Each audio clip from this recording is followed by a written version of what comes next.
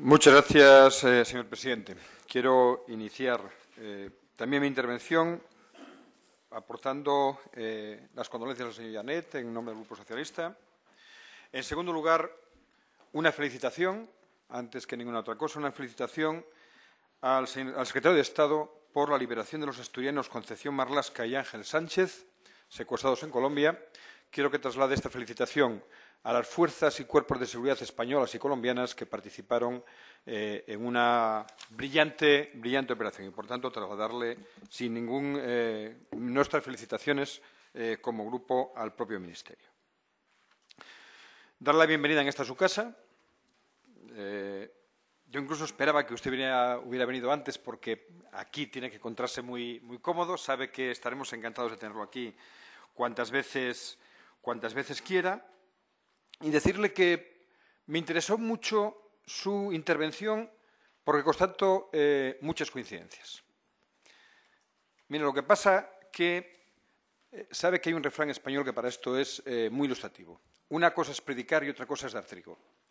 En la prédica coincidimos en un porcentaje altísimo. El trigo, la cosa ya empieza a no coincidir tanto. Voy a tratar de ir llevando la misma o el parecido orden que usted nos ha planteado en su intervención. En primer lugar, nos interesa en ese ámbito de la lucha terrorista esa propuesta que llevó el ministro a la reunión del Consejo de Ministros de Justicia y Asuntos de Interior de la Unión Europea, del que se ha hablado ya, el adiestramiento pasivo, con lo que se pretende es penalizar no solo al que cuelga una información en la web o al que lo difunde a través de un púlpito radical, sino al que lo consulta o escucha. En ese sentido, me gustaría saber si esa propuesta piensan introducirla ustedes en el anteproyecto de Código Penal. Creo que es un elemento importante para, a partir de ahí, hacernos una idea de lo que se pretende. Y también me gustaría conocer, si tiene usted el dato, la acogida que tuvo esta propuesta entre el resto de los miembros de los Ministerios de Justicia e Interior de la Unión Europea. Me alegra que coincidamos en la necesidad de una estrategia integral contra el terrorismo internacional y la radicalización para establecer y elaborar una estrategia nacional de ciberseguridad. Ya el Grupo Socialista en el Senado, en junio de hace 4 años, hizo una propuesta que fue aprobada por unanimidad, es decir, que hay una coincidencia y trabajaremos codo con ustedes a lo largo de todo ese recorrido. Planteo, en segundo lugar, la lucha contra todas las modalidades de crimen organizado, dentro de ese primer punto, abordando incluso, como planteaba el ministro, el fenómeno de la delincuencia del siglo XXI con los instrumentos del siglo XXI. Bien, le repito lo que le dije al señor ministro y en su momento. Estamos de acuerdo que la lucha contra el blanqueo es uno de los elementos principales en la lucha contra la delincuencia organizada. Convenzan ustedes al señor Montoro de que la amnistía fiscal es la peor contribución en este sentido que el actual Gobierno de España ha hecho a este elemento imprescindible para luchar contra el crimen organizado. Es decir, una persecución efectiva del blanqueo que se ha impedido en gran parte con esa amnistía fiscal. En segundo lugar, en ese ámbito, tengo que plantearle también aquí otra coincidencia. La coincidencia en que la seguridad es seguramente uno de los mejores activos que tenemos para la promoción económica y la promoción de la imagen turística de España. ¿Dónde empieza la divergencia, señor secretario de Estado? En el trigo. Miren, ustedes nos sacan un plan de turismo. Usted hizo aquí una defensa del valor económico que tiene ese plan de turismo. Bueno, ese plan de turismo ha disminuido en 2 años, es decir, entre el año 2011 y 2013, el plan de turismo seguro para el verano en España tiene 13.576 efectivos menos de Policía y Guardia Civil. Es decir, lo han reducido un 30% el número de efectivos. Pero no solamente es en la reducción del número de efectivos, es que no hay, como consecuencia de la misma, tenemos todas las ciudades históricas de patrimonio de la humanidad, Ávila, Cáceres, Cuenca, Mérida, Salamanca, Segovia, Santiago de Compostela y Toledo, que no entran en ese plan de turismo. Es decir, que no van a tener un despliegue de seguridad complementario para afrontar esa época. Hay menos policías y guardias civiles, hay menos agentes adicionales, hay un 30% menos. Como le digo, más de 13.500 de reducción en solo 6 años. Por eso, de este dato, la sensación que sacamos es que la seguridad deja de ser una de las apuestas importantes del Gobierno para un turismo de calidad.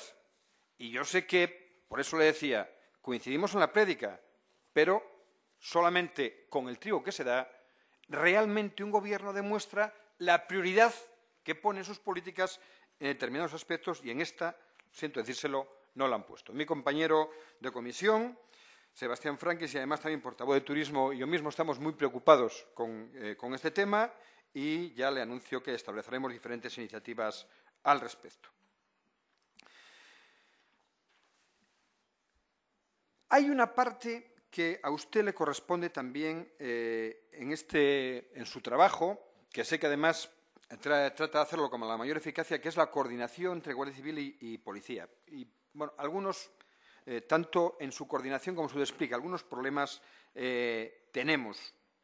Si el ministro planteaba que hay que dotar para él la lucha policial del siglo XXI con más medios del siglo XXI, una vez que revisamos los presupuestos, que ahí estábamos de acuerdo, nos encontramos que la racionalización, hay poco presupuesto y además la racionalización de la distribución geográfica que nos anunció el ministro no parece que sea la finalidad de las políticas que están implementando, porque tanto los grecos como los ecos tenían esa implantación geográfica, pero ustedes lo están reduciendo a su máxima expresión o a su mínima expresión, perdone mi error. Por eso le pregunto, ¿han revisado su estrategia? ¿Y qué medios del siglo XXI están poniendo a disposición del Cuerpo Nacional de Policía y de la Guardia Civil? Uno de los mejores elementos para luchar contra la delincuencia es las estrategias contra la multirreincidencia, porque además provoca, usted lo sabe igual que yo, una gran alarma social. Seguramente esa sensación de seguridad la tenemos más por la multirreincidencia que por los grandes delitos puntuales en un momento dado. Y, por tanto, compartimos el que hay que luchar contra ella. Mire, habíamos establecido en la Ley Orgánica 15 de 2010 que el Gobierno, en colaboración con las comunidades autónomas con competencias, estableciera en el plazo de un año un sistema electrónico de registro de faltas. Bueno, en vez de hacer esto, el Ministerio del Interior, ya con el anterior secretario de Estado, usted lo continúa ahora, firmó el 19 de junio del 2012 2 convenios en materia de cooperación judicial, en el que se contempla otra medida. Nos vale si es efectiva. ¿Qué medida es? El envío de oficiales de enlace a más de 400 juzgados de toda España para luchar contra la multirreincidencia. ¿Quiénes son estos oficiales de enlace? La mayor parte son escoltas de Guardia Civil y de Policía que ahora que ejercían, sobre todo en el País Vasco, su función y ahora no son necesarios. Hombre, nos llama la atención que se envíen para estas labores que son muy importantes y coincidimos y que al mismo tiempo tengan que ponerse seguridad privada en puestos que estaban desarrollando ellos en prisiones, o al menos la Guardia Civil. Pero, en fin, como le digo, coincidimos en el objetivo. Lo que sí queremos es saber cómo se han implementado estos convenios y cómo están funcionando. Nos habló de proteger a los grupos más vulnerables. Coincidencia también. Como ve, en el sermón coincidimos. La práctica de la gestión diaria. Uno de los elementos que más nos interesa de esos grupos más vulnerables, y a ustedes también en la formulación de objetivos, es el de la trata de seres humanos con fines de explotación sexual. De hecho, hace muy pocas fechas, el Ministerio presentó, el propio ministro, los diferentes niveles del Ministerio, en medios de comunicación, un nuevo plan policial contra la trata de seres humanos con fines de explotación sexual. Se ha hablado de una gran lacra de grandes dimensiones, de acuerdo. Dramática, de acuerdo. Que quienes la sufren pierden su libertad y sus derechos y se convierten en nuevos esclavos de nuestro tiempo, de acuerdo. Pero, señor secretario de Estado, a Dios rogando y con el mazo dando. Y el problema es que al ruego al Señor sí se lo dan, pero con el mazo no ejecutan. Y mire, ¿por qué se lo digo? La única forma eficaz de luchar contra esto es la acción constante de policía y guardia civil en los puntos concretos donde se puede desarrollar esta trata. Y fíjense bien, ustedes en inspecciones, el año 2011 respecto al 2012, disminuyeron un 8% las inspecciones. Pasaron de 2.375 a 2.201. Y le estoy hablando de los datos que aportaron ustedes a preguntas de mi compañera Ángeles Álvarez al respecto. En cuántos clubs, en cuántos puntos donde puede existir este problema de la lacra de la explotación sexual y se realizaron inspecciones. Pero mucho más preocupante es que levantaron 58% menos de atestados. De 87 atestados a 55 atestados. Por tanto, como le digo, ahí le rogaría que pusieran mayor vigor en el mazo, porque en la definición de los objetivos estamos absolutamente de acuerdo. Hay algunos otros aspectos que nos interesan también en estos grupos más vulnerables. ¿Qué está pasando con los planes contra la droga en zonas de ocio y plan de lucha contra las drogas al entorno escolar, que van dirigidos fundamentalmente a colectivos juveniles?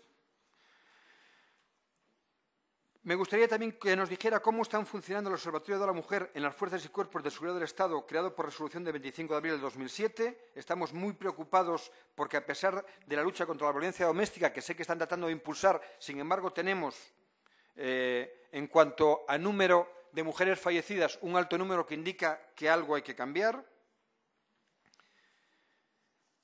En la inmigración irregular, usted nos ha planteado algunas contestaciones respecto a Melilla.